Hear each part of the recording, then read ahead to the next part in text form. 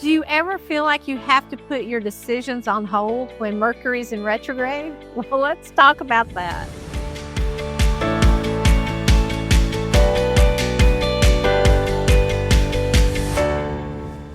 Hello, hello, hello. I'm Reverend Sharon Renae, and welcome to this week's Sunday Inspiration, sponsored by Spiritually Centered. And today I want to talk about Mercury in retrograde. And why do you wonder that, right? Because we are often taught with astrology that the stars and the planets kind of have oversight into our lives. And in some ways they do, but here's the thing is that nothing can interfere with free will and free will choice. And it's really important to understand that. But Mercury in retrograde, when it shows up, can cause an issue with communications. So it could be technology breaks down. It could be that, again, we're not listening to what's being said, or there's misunderstanding in communications.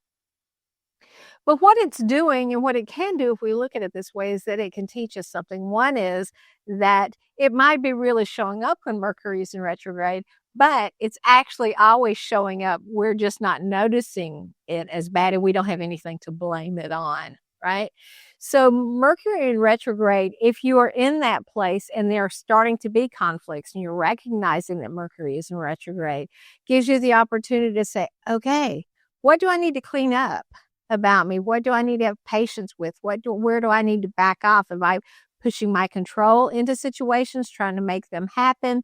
Am I running from something that I don't want to deal with? So from the, I'm going to say, Mercury in retrograde astrology department, there's a universal department of astrology. No, I'm making that up.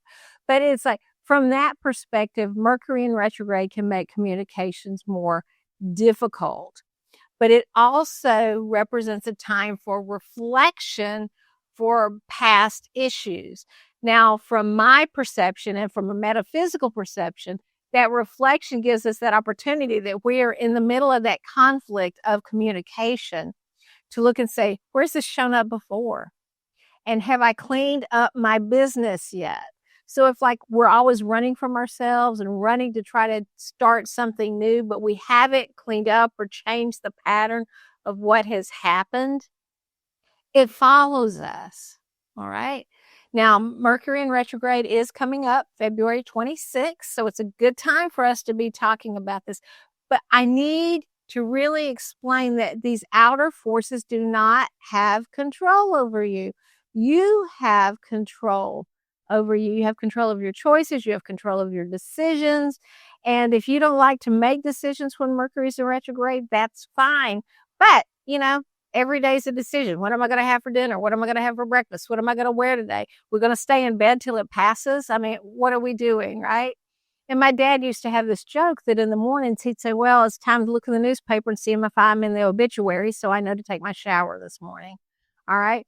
And it's kind of the same thing that we do with these other things, is that we put our life on hold to let these things kind of roll by. And if you've got a wedding plan, keep your wedding. If you're in the middle of buying a house, keep moving forward with that. Again, the universe works in your favor by how you are aligned to that energy. You can use Mercury in retrograde as a teaching tool, but no, it doesn't have control over you, and it is not the destroyer of your life. That you choose. You get to choose. That's why we're here. We get to choose. We get to choose how we want to move forward. We get to choose how do we want to handle a situation. Do we want to succumb to a bad situation, or do we want to say, no, that's not acceptable. I'm going to choose to think and act differently. So every day is a choice. Every day is the opportunity for movement and going forward. So regardless of what is going on in the outer world, regardless of the outer world, we have choice and we have free will to move through that. But you can use this as an opportunity to say, what do I need to clean up right now? What do I need to pay attention to that I've been ignoring? Where do I need to take responsibility in my life so that I am more comfortable in my life and more happy and more joyful. And until next time, namaste.